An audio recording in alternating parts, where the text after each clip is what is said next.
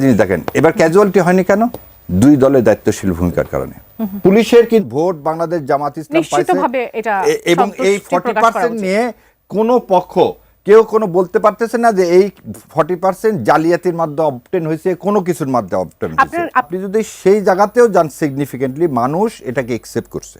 এবং আমি বলবো জামাতের যে নৈতিক জয়, জামাতের যে বিষয়টি নিয়ে আমরা আলোচনা করব। স্টুডিওতে সম্মানিত দুজন অতিথি আমার সঙ্গে উপস্থিত আছেন, পরিচয় করিয়ে দেব তাদের সঙ্গে। স্টুডিওতে আছেন রাজনৈতিক বিশ্লেষক ডাক্তার জাহিদুর রহমান, আপনাকে স্বাগত এই আয়োজনে।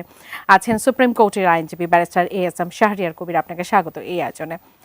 দর্শক, বিএনপির কাঁধে দেশের ভার ইতিমধ্যে আপনারা জানেন। আমরা মূল আলোচনায় যাবার আগে জানিয়ে দিতে চাই আজকের দিনের খবরগুলো নিশ্চয়ই আপনারা এতক্ষণ দেখেছেন। আমরা আমাদের একেবারে বিশেষ যে খবরগুলো আছে সেগুলো নিয়ে একটু আলোচনা করতে চাইবো। এবং শুরুতে যদি আমি ব্যারিস্টার এএসএম শাহরিয়ার কবির আপনার কাছে একটু আসি, একেবারে এখন আপডেট খবর যেটা, সেটা হচ্ছে সোমবারে যারা হচ্ছে সংসদ সদস্য নির্বাচিত হয়েছেন তারা শপথ গ্রহণ করতে যাচ্ছেন। সংসদ নির্বাচন আসলে যেটি ফলাফল এখন পর্যন্ত এসেছে 297 আসনের ফল, তাতে ভোট পড়েছে 59.44%। বিএনপি এককভাবে 209, জামাত 68, এনসিপি 6 এবং অন্যান্য 14টি আসন পেয়েছে।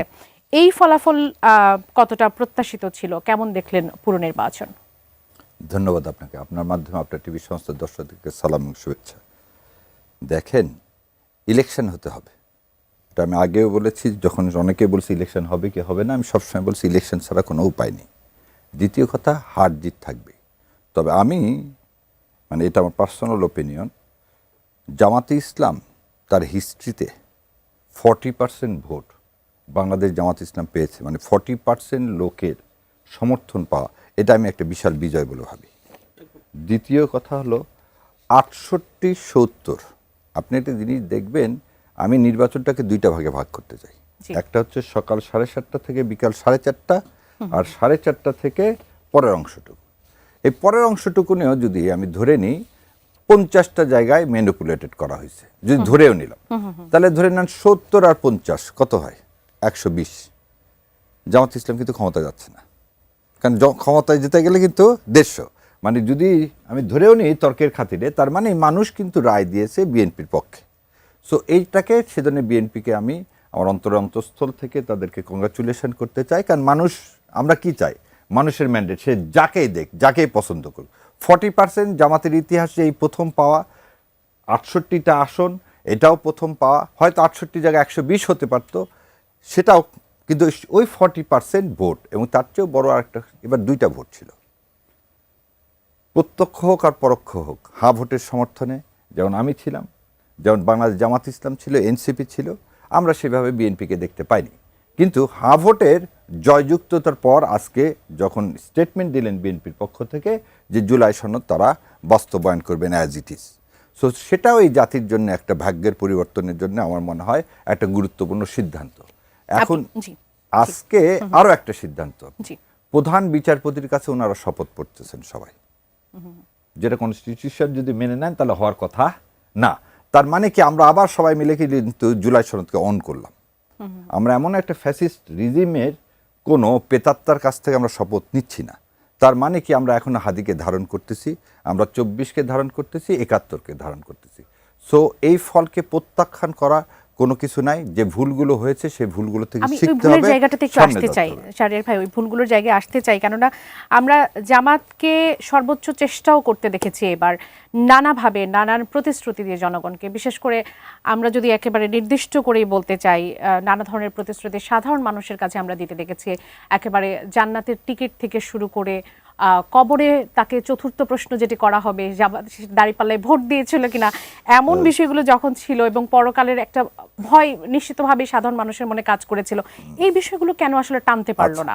এবার আপনাকে একটা জিনিস বলি, টানতে পারলো না কি পারলো না, এই যেখানে প্রথম জিনিসটা বোঝেন। যেমন এতদিন আমি বিএনপির অনেক সমালোচনা করছি, ভোট পাওয়ার সমালোচনা আর আজকের সমালোচনার মধ্যে কিন্তু পার্থক্য হবে। এখনকার সমালোচনাটা কি হবে? তারা যে ইশতেহার দিচ্ছে সেই ইশতেহার সে বাস্তবায়ন করতে পারছে কিনা। গ্লাডস্টোন একটা কথা বলছে, এই opposition should be a barking dog.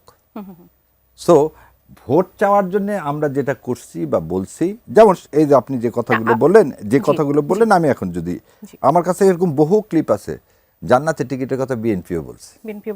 So রাজনীতির ক্ষেত্রে প্ল্যাটফর্মে আমরা অনেক কথা বলি, কিন্তু কিছু ক্ষেত্রে একটা জিনিস এক জায়গায় হতে হবে। সেটা হচ্ছে কি, বাংলাদেশ জামাত ইসলাম কোরআন ও হাদিস এবং সুন্নাতে কি অনুযায়ী চলতে চায়। আর যেটা বললেন ৪র্থ নম্বর কোশ্চিন, ওটা আমারই কথা, ৪র্থ নম্বর কোশ্চিনে বলিনি। আমি বলছি যে অ্যাটলিস্ট কবরে গেলে বলা যাবে যে কিছুই করতে পারিনি, জামাতকে ভোট দিয়েছি।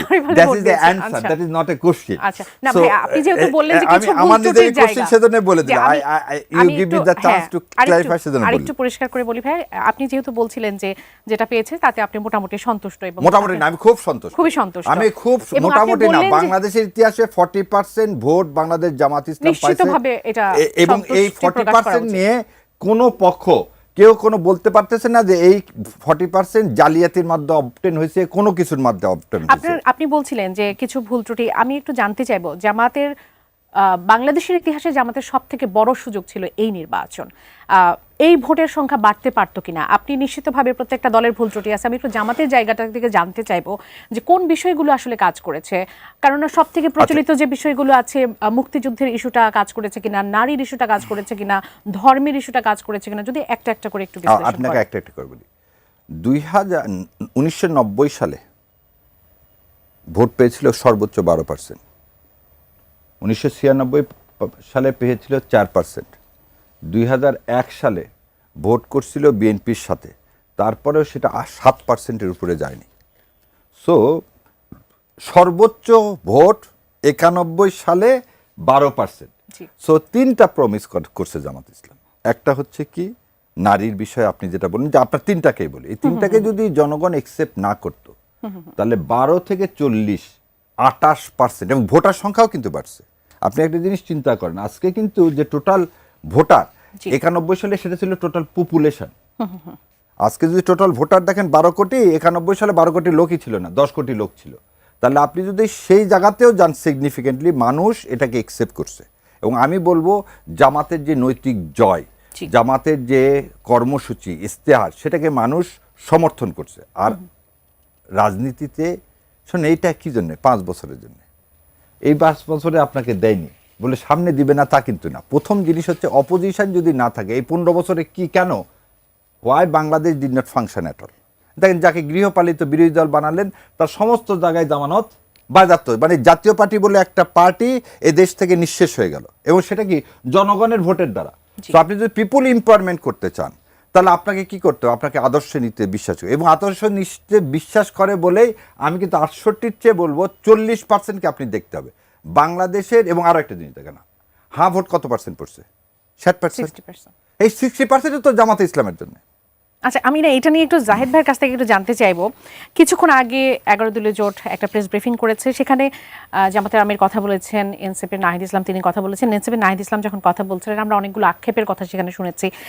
কেন যেন ওই 11 দলীয় জোটের যে সংবাদ সম্মেলন, সেখান থেকে শাহরিয়ার ভাই যতটা আসলে সন্তোষী প্রকাশ করলেন বা স্বাগত জানালেন, আমরা ওই বিষয়টা দেখতে পাইনি। ওখানে যে বিষয়গুলো এসেছে, নাহিদ ইসলাম বলছিলেন যে কয়েকটি আসনে কেন্দ্র দখলের মতো ঘটনা ঘটেছে, ফলাফল পরিবর্তন, সময় নিয়ে ফলাফল পরিবর্তনের মতো ঘটনা ঘটেছে, তিনি অভিযোগ করেছেন।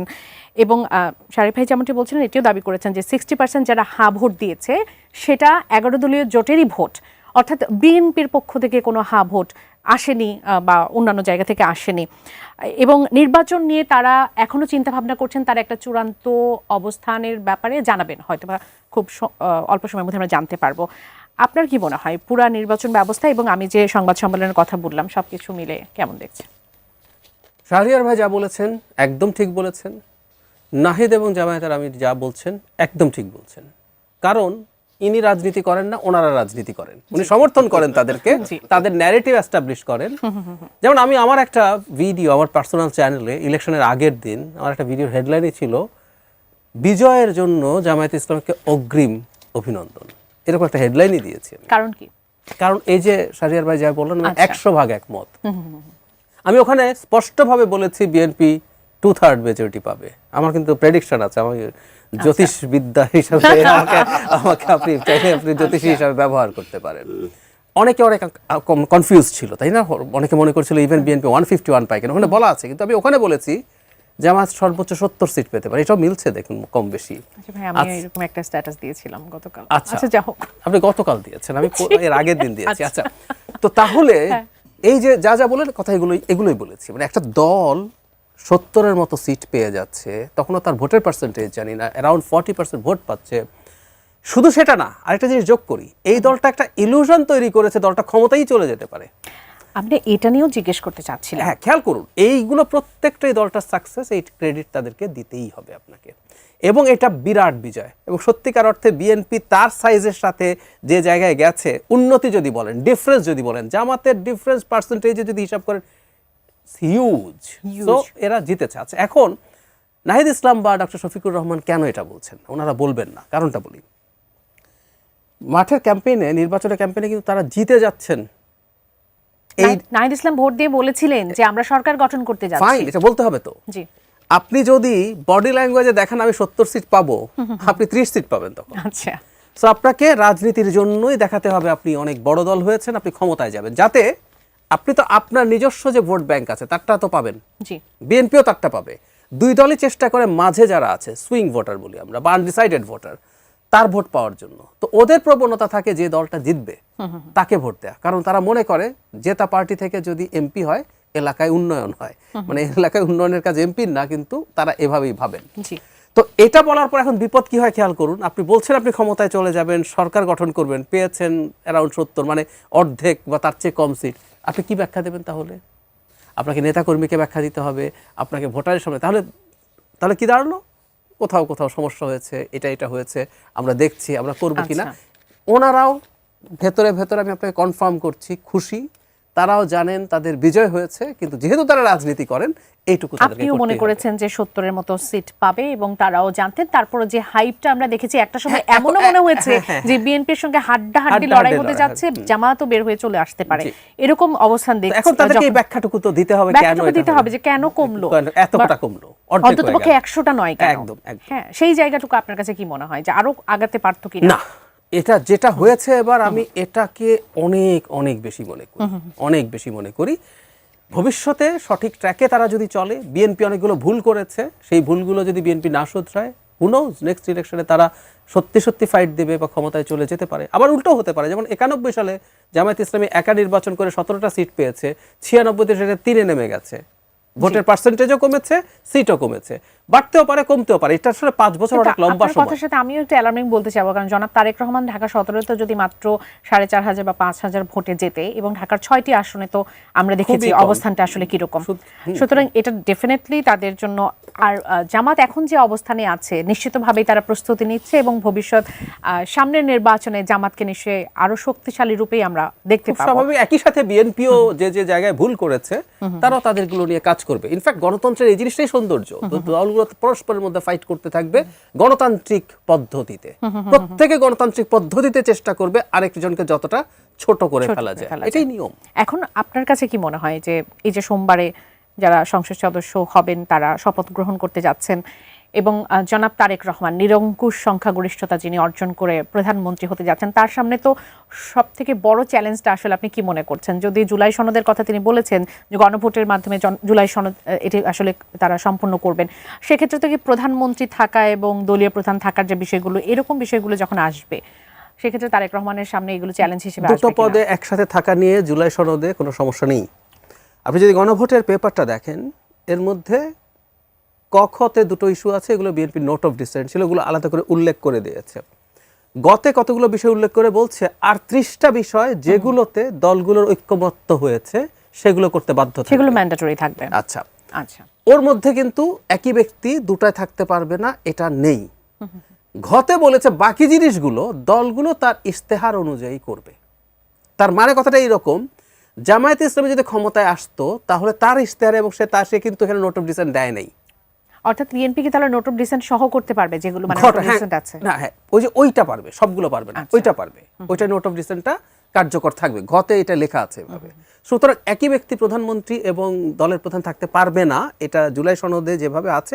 বিএনপি যেহেতু নোট অফ ডিসেন্ট আছে এখানে, বিএনপি সমস্যা হবে না, সেই সিদ্ধান্ত তারা নিতে পারবে।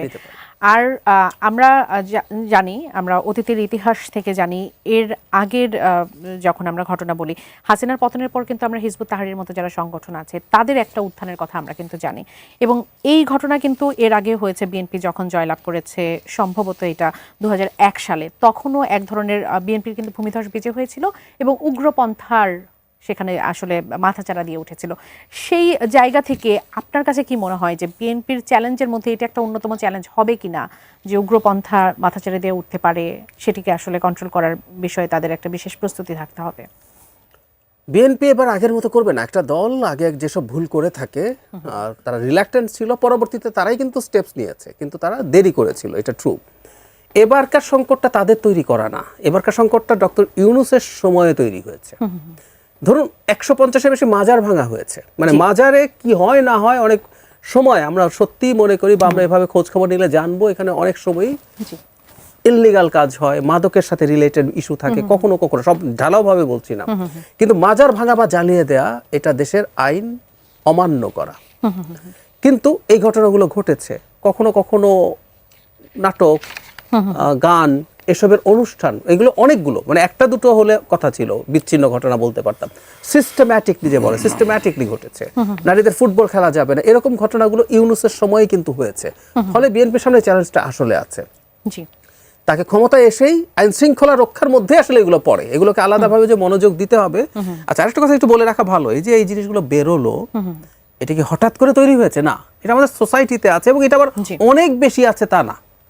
কিন্তু ডক্টর ইউনূসের সময়, এবং উনি যেহেতু ঘটনাচক্রে এগুলোকে খুব বেশি নিয়ন্ত্রণে আনার চেষ্টা করেননি, এগুলো বেশি দেখা গেছে। সো বিএনপিকে আইন শৃঙ্খলা যদি তারা ঠিকঠাক মতো মেনটেন করে, ওর সাথে একই প্যাকেজে এগুলো কন্ট্রোল হয়ে যায়। অসংখ্য ধন্যবাদ। আমি শাহরিয়ার ভাই আপনার কাছে আবার একটু আসি। বিএনপি সরকারের সামনে নিশ্চিতভাবে অনেকগুলো চ্যালেঞ্জ আছে। কর্তৃত্ববাদী একটা সরকারের পতনের পর আমরা মব সন্ত্রাসের মতো অনেকগুলো ঘটনা দেখেছি, এবং সেটি জনমনে একটা আতঙ্ক তৈরি করেছে, এবং বিভিন্ন কারণে আইন শৃঙ্খলা পরিস্থিতি আমরা খুব একটা উন্নতি আসলে দেখিনি। আপনার কাছে কি মনে হয় যে এটা থেকে আসলে উত্তরণ সম্ভব, মানে খুব অল্প সময়ের মধ্যে? আচ্ছা, তার আগে আমি একটু ভাইয়ের সাথে একটু অ্যাড করতে চাই। প্রথম জিনিস হচ্ছে, আমি গত মঙ্গলবারে এবং টেক্সট মেসেজ দিয়ে আমি বিভিন্ন জায়গায় এই টেক্সট মেসেজ দিয়ে আমি বলছি, এবং জাহিদ ভাই দেখেন, বিএনপি 150টা নিশ্চিত সিট, জামাত জোট 70টা নিশ্চিত সিট। আচ্ছা, সবারই মোটামুটি একই প্রেডিকশন ছিল। 72টা হচ্ছে সুইং সিট। জি, তাহলে 72টা হচ্ছে সুইং সিট। এই সুইং সিটটাই হচ্ছে নির্ধারণ করবে ভাগ্য। এটা হচ্ছে আমার প্রেডিকশন ছিল, দ্যাট ওয়াজ মাই প্রেডিকশন। এবং আজকে যে তর্ক বিতর্ক যেটাই হচ্ছে, সেটা হচ্ছে 53টা সিট নিয়ে। তা আমি কিন্তু প্রথমে শুরুতে বলছিলাম যে 53 যদি আমাদের যুক্ত হয়, you are not getting the majority. Right. কিন্তু এটার সুবিধাটা কি ছিল, কেন আমি এটা চাচ্ছিলাম? অ্যাবসলিউট মেজরিটি হলে তখন আপনার একটু অটোক্রেট হওয়ার একটা সুযোগ থাকে। সো আমি জাহিদ ভাই এটার সাথে, তাহলে ব্যালেন্স চেক, 2/3 হলে কিন্তু আপনি যা ইচ্ছা তাই করতে পারেন, কিন্তু 2/3 না হলে আপনি কি করতে পারবেন, যে there will be a balance. So as a নাগরিক হিসাবে, আর যেটা ভাই বলল আগে, অ্যাজ এ ওয়েল উইশার হিসাবে আমি চাইছিলাম যে কোনো পার্টি 2/3 না পাক, তাহলে একটা চেক অ্যান্ড ব্যালেন্স অ্যাটলিস্ট থাকবে। এখন কেন এই 53টা, যেমন আপনি উদাহরণ টানলেন, সেজন্য বলতেছি, এই ইলেকশন কমিশন খুব সুন্দর সব জায়গার ভোট গণনা এবং রেজাল্ট দিচ্ছিলেন। হঠাৎ ঢাকার বেলা এসে উনি 2 ঘন্টা কিন্তু টিভিতে বন্ধ করে রাখলেন। 2 ঘন্টা আপনার কালকে খেয়াল করে দিবেন, আপডেট বন্ধ করা ছিল। দ্বিতীয় আরেকটা জিনিস দেখেন, বলা ছিল 2 ঘন্টা পর পর টোটাল ভোট কত কাস্ট হচ্ছে সেটা আপডেট দেবেন। দুপুরের পর ওনার আপডেটটা টোটালি বন্ধ করে দিবেন। এতে জনগণ মনে কি হয়? আমি এখন যে কারণে প্রথমে আমি বললাম যে আমি রাজনৈতিক মানে সমর্থন করি বা ওই লুইসার, তার চেয়ে আগে দেশ আমার কাছে আগে। জুলাই সনদ, আমি যদি এই ইলেকশনকে প্রশ্নবিদ্ধ করতে যাই, আমার জুলাই সনদকে প্রশ্নবিদ্ধ হয়ে যাবে। কারণ আমি যদি রেফারেন্ডাম মানি, আর যদি বলে এটা মানি না, যদি আমি আপনাকে বললাম যে ভাই এখানে বসে আছে ঠিক আছে কিন্তু আপনি নাই, তাহলে কি আমার দ্বিচারিতা হলো না? কারণ আমরা তো 3 জনই আছি।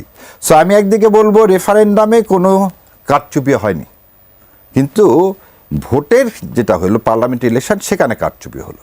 যেমন আমি আগের দিন রাতের বেলা ওটা হচ্ছে বাংলা এডিশনে দিচ্ছিলাম, তখন পুতুল ছিলেন আমার সাথে। পুতুল বললেন যে আমাকে এখনই চলে যেতে হবে। কি কারণে? আমার ভোটার পুলিং এজেন্টের কাছ থেকে ভোটের যে ফলাফলের কাগজ, সেখানে সাইন নিয়ে নেওয়া হচ্ছে। সো এই কিছু ইরেগুলারিটি ছিল। এই ইরেগুলারিটিসগুলো ইচ্ছা করলে কি করা যেত, এগুলো অ্যাভয়েড করা যেত। এবং সেটা আমি বলবো নির্বাচন কমিশন এই যে অল্প একটু কারণে বিএনপি মেজরিটি পাইতই ভাই। আপনি যে 55টার জায়গায় হতো 30টা, মানে ঢাকা 17 দিয়ে দিলে কি হতো?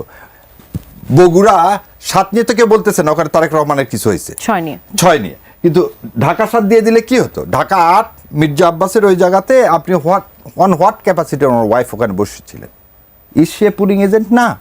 আপনি দেখতে পাচ্ছেন ভিডিওতে, তো ওয়াইফ এসে হঠাৎ করে বসলেন। এটা ক্যান্ডিডেট ওয়াইফ বসতে পারেন না। সো এই প্রশ্নগুলো ঊর্ধ্বে ওঠা যেত, কিন্তু এখন আমি কেন গেটার ইন্টারেস্টে আমি এই জিনিসগুলো আর যেতে চাই না। কী কারণে যেতে চাই না? আপনার জন্য আপিল করার সুযোগ আছে, আপনার জন্য ইলেকশন কমিশন রিকাউন্টিংয়ের সুযোগ আছে। So there is a legal procedure, এবং এই লিগাল প্রসিডিওর যদি আপনি না মেনে রাস্তায় নামেন, তাহলে আপনার ডেমোক্রেসি বাধাগ্রস্ত হবে, এবং যেটা কোনোভাবেই করা যাবে না। এবার আপনার সেকেন্ড জিনিসে আসি। ভাই যেটা বলছে নোট অফ ডিসেন্টে দেখেন, নোট অফ ডিসেন্ট কিন্তু গণভোটে ছিল না, পার্টির ইশতেহারে ছিল, এবং এই কথাও ঠিক বলা হয়েছিল যে নোট অফ ডিসেন্ট সেটা আপনার পার্টি ইশতেহারে দিবেন। ইশতেহার যদি আপনার জয়লাভ করে, তাহলে আপনি সেগুলো কি করতে পারবেন, ইমপ্লিমেন্ট করতে পারবেন। এবং আমি যতখানি জানি, আমার যতখানি বিশ্বাস, তাদের ইশতেহার পরে এবং নোট অফ ডিসেন্ট দেওয়া হয়েছে সব মাইনরিটি ইস্যুগুলোতে। যেমন আমি বিএনপির দু একটা নোট অফ ডিসেন্টকে আমি নিজে সমর্থন করি। যেমন চিফ জাস্টিস হবে জ্যেষ্ঠ 2 জনের মধ্যে থেকে, যে জ্যেষ্ঠ হবে নট নেসেসারিলি তাকেই করতে হবে, এটা আমি নিজে। কারণ একজন জ্যেষ্ঠ আছে, উনি পারফেক্ট নাও হতে পারে, পৃথিবীতে কোনো কিছুই পারফেক্ট না। So there should be a alternative. So কিছু জায়গায় কিন্তু সেগুলো কোনোটাই ফান্ডামেন্টাল ছিল না। পার্টির চেয়ারম্যান 10 বছর এবং পার্টির প্রধানমন্ত্রী ওনারা এটা একসেপ্টই করে নিছেন যে 10 বছর পর থাকবেন না। So that is the main point এখানে। আচ্ছা, তারপরে আরেকটা বিরতি নেবার সময় হয়ে গেছে। অসংখ্য ধন্যবাদ। আমি জাহিদ ভাই, শারীর ভাই যেমনটি বলছিলেন, আমি নিজেও এই প্রশ্নটা করতাম যে এই যে ভূমিধস বিজয় বিএনপির, সেটি আবার বিএনপিকে কর্তৃত্ববাদী একটা শাসকের ভূমিকায় তাদেরকে দেখাবে কিনা। ঝুঁকি আছে, মানে সারা পৃথিবীতে সবসময় দেখা গেছে এত বড় যখন সংখ্যাগরিষ্ঠতা হয় তখন এই ঝুঁকি থাকে, বিশেষ করে 2/3 মেজরিটি যেটা হয় লোয়ার হাউসে। এখন যদিও আপার হাউস হওয়া এবং কনস্টিটিউশন অ্যামেন্ডমেন্টের ক্ষেত্রে সেটারও রোল থাকা নিয়ে প্রশ্ন আসবে, কিন্তু জামায়াতে ইসলামী যদি অ্যারাউন্ড 40% ভোট পেয়ে থাকে, আমি এখনো নিশ্চিত তথ্য পাইনি, বিএনপি 50%-এর বেশি ভোট পাবে। 53% ভোট পাইছে বিএনপি, আচ্ছা, আর জামাত পাইছে 40%। তাহলে খেয়াল করি বিএনপির হাতে, বিএনপি আপার হাউস প্রপোর্শনাল রিপ্রেজেন্টেশনে হলেও তার 53টা সিট হয়ে যায়। সো বিএনপি কনস্টিটিউশন অ্যামেন্ড করার প্রাথমিক কাজটা করে ফেলতে পারে, এরপর এটা আবার গণভোটে যাবে। মানে কেন ঝুঁকির কথা বলা হয়, কারণ সে তখন সংবিধান সংশোধন করার ক্যাপাবিলিটি পেয়ে যায়। এখন বিএনপি এটা করবে কিনা সরিয়ে রেখে আমরা বলতে চাই, এইবারের মতো আমি আবার মনে করেছি বিএনপির শক্ত, বিএনপি শুধু না, যদি জামায়াতে ইসলামী সরকার গঠন করত, আমি একটা খুব শক্তিশালী সরকার চেয়েছিলাম। 200 মানে আপনি সকাল বিকাল মানে কনস্টিটিউশন চেঞ্জ করবেন, ব্যাপারটা এইরকম না। কিন্তু আপনি যখন এই 2/3 মেজরিটি নিয়ে আসেন, আপনার সরকারের একটা বেশি অথরিটি তৈরি হয়। এই অথরিটিটাই আপনাকে স্বৈরাচার যেমন করতে পারে, আবার এই অথরিটিটা আপনাকে কাজ ভালোভাবে করতে সাহায্য করতে পারে। এখন আমি এইবার কেন চেয়েছি এরকম একটা সরকার হোক সেটা বলছি। বাংলাদেশ ইতিহাসে এত বিধ্বস্ত কোনো রাষ্ট্র ব্যবস্থা নিয়ে আর কোনোদিন ছিল না, কোনোদিন না। এরশাদেরও পতন হয়েছে, এরশাদ 9 বছর স্বৈরশাসক ছিলেন বলছি আমরা, কিন্তু এরশাদের সময়ও ধরুন পুলিশ পালিয়ে যায়নি, তো তার মানে পুলিশ এমন খারাপ কিছু করে নাই যে পুলিশকে জনগণ গিয়ে মেরে ফেলতে যাবে, তাই তো? তো সেই প্রেক্ষাপটে দাঁড়িয়ে বাংলাদেশে এখন একটা সরকার থাকতে হবে যার কন্ট্রোলে পুলিশ, সিভিল ব্যুরোক্রেসি। শেখ হাসিনার সময় কিন্তু তাকে রাতের ভোট দিয়ে একটা পর্যায়ে আমলা পুলিশ বলতো, তাকে আমরাই ক্ষমতায় রেখেছি বলতো আমাদের পার্সোনাল লেভেলে। সো এই যে একটা বিশেষ ধরনের আমলা, বিশেষ ধরনের পুলিশ তৈরি হয়েছে, এদের উপরে যদি সঠিকভাবে নিয়ন্ত্রণ রাখতে চায় বা অন্যান্য সার্ভিস যারা দেন, একটা শক্তিশালী সরকার লাগবে। শুধু সেটা না, বাংলাদেশ খুবই টাফ জিওপলিটিক্যাল ফাইটে পড়ে যাবে। China America, China India, India China, এরকম নানান কিছু ঘটনা ঘটতে পারে। সেখানেও একটা শক্তিশালী ম্যান্ডেটের সরকার যদি থাকে, সে বেটার বার্গেইন করতে পারবে। সব কিছু মিলে আমি মনে করি এবার হওয়া দরকার। ঝুঁকিটা আছে, এই ঝুঁকি ঠেকানোর জন্য আমরা যেটা আশা করি যে আমাদের গণমাধ্যম, সিভিল সোসাইটি সবাই মিলে, এবং নাগরিকরাও, সোশ্যাল মিডিয়া কিন্তু খুবই ভাইব্রেন্ট এখন, প্রচুর চাপের মধ্যে বিএনপিকে রাখতে হবে যেখানে তার কোনো ডেভিয়েশন হয়। জি, আমি একটু ছোট করে জানতে চাইবো যে এনসিপির ব্যাপারে একটু জানতে চাইবো। তারা 6টা আসনে জয়লাভ করেছে। এনসিপির এই সিদ্ধান্ত নিয়ে নানা ধরনের আলোচনা হয়েছে যে জামাতের সাথে যাওয়া নিয়ে, কেন তারা জামাতের সঙ্গে গেল, বিএনপির সাথে যেতে পারত, এরকম নানান কথাবার্তা হয়েছে। আপনার কাছে এই ডিসিশনটা এখন কি মনে হচ্ছে? ভালো মনে হচ্ছে না। এমপি হওয়াই শেষ কথা না, রাজনীতি থাকতে হয়। আমরা চোখ বন্ধ করে আমি বলে দিচ্ছি, ওনারা মাইন্ড করতে পারেন, এনারা তো আসলে মূলত জামায়াতের ভোটে জিতেছেন। 91 সালে সিপিবি আওয়ামী লীগের সাথে জোট করেছিল, সিপিবির বেশ কয়েকজন নির্বাচিত হয়েছিল। ওই এরপর কি আর সিপিবি কোনো দল ছিল যখন আলাদা হলেন? যদি কখনো আলাদা হতে পারে, জামায়াত তো একসময় বিএনপির সাথে জোট ছিল, আলাদা নির্বাচন করছে না। আলাদা নির্বাচন করে হবেন না। অর্থাৎ এনসিপির কোনো ভবিষ্যৎ আপনি সেভাবে দেখতে পাচ্ছেন না? না, আমি মনে করি এনসিপি যে রাজনীতির যে ভুল, আমি যখন এনসিপি জয়েন করেছে জামাতের সাথে, আমি তখন এই কথাটা বলেছি, এনসিপিকে নিয়ে জামাতের বিরাট সুবিধা হয়েছে, তার সিটের ক্যালকুলেশনে প্রবলেম হয়েছে। কারণ আমি মনে করি 30টা সিটে যদি জামাত থাকতো, জামাতের ক্যান্ডিডেট একটু বেশিও জিততে পারতেন। কিন্তু আবার এনসিপিকে নেওয়ার মাধ্যমে, পাওয়ার মাধ্যমে জামাত একটা মধ্যপন্থী দলকে তার জোটে রাখতে পেরেছে, এবং গণ অভ্যুত্থানের যে ফেস, তাদের অনেকগুলো যেহেতু সেখানে আছে, জামাত বেনিফিটেড হয়েছে অনেক বেশি। এনসিপির এই যে 6 জন পার্লামেন্টে এসছে, হ্যাঁ এটা বলতে পারি, পার্লামেন্টে এসে যখন কেউ কথা বলে, পার্লামেন্টে এসে কেউ যখন প্রচুর ডিবেট করে, সেটার কিন্তু আলাদা ইম্প্যাক্ট আছে। তারা ভাবতে পারেন যে এটা তাদের রাজনীতিতে সাহায্য করবে, হতেও পারে। কিন্তু আমি মনে করি এখনো এই 6 জন জিতে আসায়, ধরলাম তারা আলাদা নির্বাচন করলে একজনও জিতলেন না, স্টিল আমার কাছে ওটা বেটার অপশন মনে হয়। অসংখ্য ধন্যবাদ শাহরিয়ার ভাই। আমি একটু বিএনপির চ্যালেঞ্জের জায়গাগুলোতে, যেহেতু তারা নিরঙ্কুশ সংখ্যাগরিষ্ঠতা অর্জন করে সরকার গঠন করতে যাচ্ছে, আমরা সবসময় বলে আসি শক্তিশালী সরকার যেমন লাগবে, বিরোধী পক্ষও লাগবে। সেই শক্তিশালী বিরোধী পক্ষ আসা মানে থাকবে, সেই প্রত্যাশা তো আমাদের আছে। কিন্তু চ্যালেঞ্জগুলো নিয়ে যদি একটু বলতে চাই, আমলাতন্ত্রের যে জটিলতার চ্যালেঞ্জ, সেটা তো নিশ্চিতভাবেই থাকছে এবং সব সরকারের সময় থাকে। বিশেষ করে আমরা উদাহরণ হিসেবে বলতে পারি যে এই ডক্টর ইউনূস সরকারের সময় আমরা দেখেছি যে যতগুলো তাদের ডিসিশন ব্যর্থ হয়েছে বা ফলাফল প্রত্যাশিত হয়নি যে বিষয়গুলোতে, তার পেছনে মোটা দাগে আমলাতন্ত্রকে আসলে দায়ী করা হয়। অর্থনীতির ক্ষেত্রে আমরা নানান গত 1.5 বছরে আমরা দেখেছি নতুন বিনিয়োগ সেভাবে আসেনি, কর্মসংস্থান সৃষ্টি আসলে সেভাবে হয়নি। এই চ্যালেঞ্জগুলো নিশ্চিতভাবেই বিএনপির কাছে থাকবে। আপনার কাছে কি মনে হয় সেটি আসলে কিভাবে সামাল দেওয়া উচিত? আচ্ছা, প্রথমে উইথ ডিউ রেসপেক্ট আমার ভাইয়ের সাথে আমি একটু দ্বিমত করতে চাচ্ছি। আচ্ছা, দ্বিমত করে আমার প্রশ্ন উত্তর দিব। এনসিপি যদি বিএনপির সাথে যেত, তাহলে এনসিপির অবস্থা তো রাশেদের মতো বিলীন হয়ে যেত। এনসিপির অবস্থা হতো এনডিএফ এর, ওনার নাম কি, ববি হাজ্জাজের মতো। ববি হাজ্জাজ তো জয়লাভ করলেন বিএনপির হয়ে। উনি তো আর ওনার এনডিএফ নিয়ে করার কি একদম বিলীন হয়ে, আমি বলতেছি বিলীন হয়ে ধানের শীষে গেলেন। এবং আপনাকে একটা জিনিস বলে দিই, ব্রাহ্মণবাড়িয়ার কি হলো, ধানের শীষ জয়লাভ করেনি, কিন্তু আমার শ্রদ্ধেয় রুমিন আপা জয়লাভ করছে। সো যতগুলো ইন্ডিপেন্ডেন্ট ছিল না ওখানে, ওখানে কে ছিল? খেজুর গাছ। আপনি ইয়াতে আসেন, কথাটা একটু পয়েন্টটা বোঝেন। পয়েন্টটা হচ্ছে যে বিএনপির লোকগুলো কিন্তু তার লোকজনকে ভোট দেয়নি। কারা? যারা তার সঙ্গী ছিল। যেমন কোদালের কথা দেখেন, কোদালের চেয়ে কিন্তু মিলন ভাই বেশি ভোট পাইছে। তাহলে বিএনপি চায় না যে অন্য দল থেকে এসে তাদেরকে বিএনপি ওন করতেছে না। This A vital point. Second পয়েন্টটা হচ্ছে, আবার নূর সাকিব ভাই জিতেছে না, আমি বলে দিচ্ছি, নূরের ওখানে দেখেন, সাকিব ভাইয়ের কথা, নূরের কথা এই জায়গায় আমি পরে আসতেছি, ওই জন্য প্রথম থেকে এটা আমি শেষ করে দিই। নূর আর সাকিব ভাইয়ের জেতানার আগের দিন প্রশাসনকে কে কি বলছে, ওই জন্য বললাম যে আমি এই ইলেকশনটাকে বিতর্কিত করতে চাই না বলে এই দুটো আসন নিয়ে আমি অ্যাভয়েড করে যাচ্ছি। যেমন করে আমি অ্যাভয়েড করে গেলাম 17 আসনে কি হয়েছে সেটা সবাই জানে, 18তে কি হয়েছে সেটাও জানে, 8এও কি হয়েছে ঢাকাতে সেটাও জানে। সো এই বিচ্ছিন্ন ঘটনাগুলোকে না নিয়ে যেটা আমি বলতে চাচ্ছি, যে নূরের সহকর্মী কে ছিল ঝিনাইদহে, সেখানে বিএনপিতে যোগ দিল, ধানের শীষ নিল, যখন দেখলো যে লোকাল বিএনপি তাকে সমর্থন করছে না। বরং এনসিপি আজকে জামাতে ইসলামে এসে, জামাতে ইসলামের সাথে থেকে তারা তাদের শাপলাকলি, এই প্রথম একটা প্রতীক নিয়ে একটা রাজনৈতিক দল, অনেকে তাকে কিংস পার্টি বানাতে চেয়েছিল, কিন্তু তারা প্রমাণ করে দিল এই ভোটের মাধ্যমে। আপনি আর একটা জিনিস বলতে, মির্জা আব্বাসের মতো giant politician, he is a giant politician, এই বিষয়ে কোনো সন্দেহ নাই। তার খালি ঘাম ছুটানি তাকে হেরে দিয়েছে, আমার ব্যক্তিগত। হ্যাঁ, আমি আগের পয়েন্টটা শেষ হওয়ার আগে একটু ওটার সঙ্গে যুক্ত করতে চাই যে বিএনপি সেভাবে আসলে অন্য দলের কাউকে তারা মনে করে না যে তারা বিএনপিকে ওন করছে, কিন্তু সারোয়ার তুষারের পোস্টগুলো, ফেসবুকের পোস্টগুলো নিশ্চয়ই আপনি দেখেছেন। সেটা বিষয়ে বলতেছি, এই অভিযোগটা আসলে কেন করতে হলো, তার সাথে গাদ্দারি করা হয়েছে, বেঈমানি করা হয়েছে।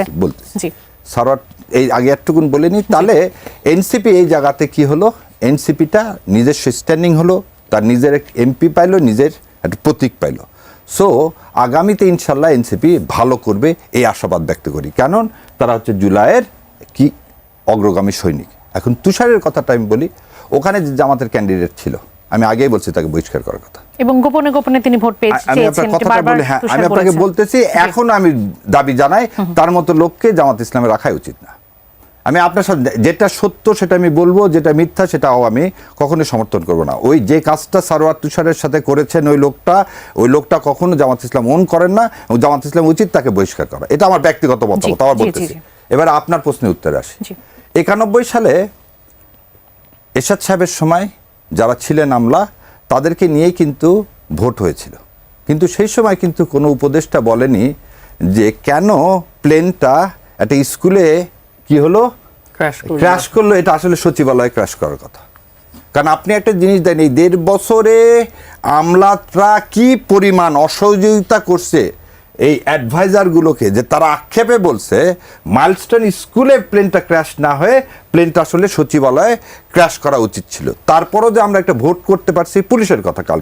কালকে সকালবেলা আমি আগের দিন রাতের বেলা গেছি নওগাঁ সকালে ভোট দিছি, দিয়ে আমি গেলাম বগুড়ার পর গেলাম সিরাজগঞ্জের পর পাবনার পর টাঙ্গাইল, তারপর ঢাকা 15 আসন। এতগুলো জায়গায় আমি কিন্তু ভিজিট করছি, একটা জায়গায় দেখিনি আমি পুলিশকে কি করতে সক্রিয় ভূমিকা। দূরের কথা, আপনি এদের গাজীপুর চৌরাস্তায় সমস্ত রিক্সারা মাঝখানে বসে থেকে তারা তাস খেলতেছে, আর পাশে হচ্ছে পুলিশ দ্বারা আছে মেন রোডের উপরে।